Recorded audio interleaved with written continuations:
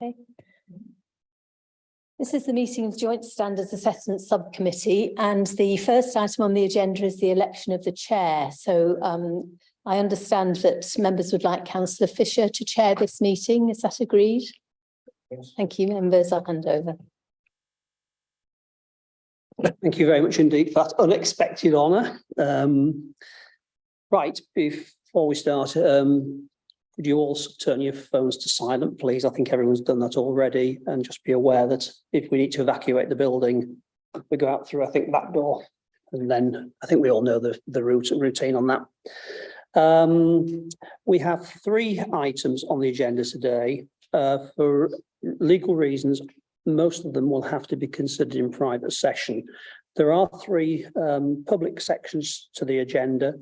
I'll just ask Francis, as our Head of Legal Services, have you anything you would like to say on those before we go into private session? Chair, thank you. There are 3 complaints. The question before the committee today is the same for each question. What shall we do with it now in terms of progressing in accordance with the published procedure?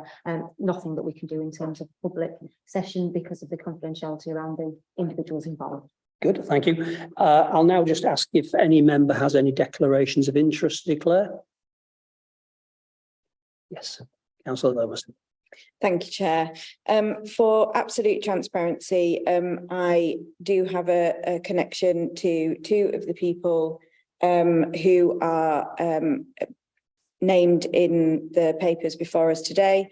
It's not a prejudicial interest. It won't affect my decision making on this, and I'll disclose further details when we go into private session. Thank you, and I'll make a similar declaration in respect to one of the people concerned. But again, it's not prejudicial, it will not affect my decision making.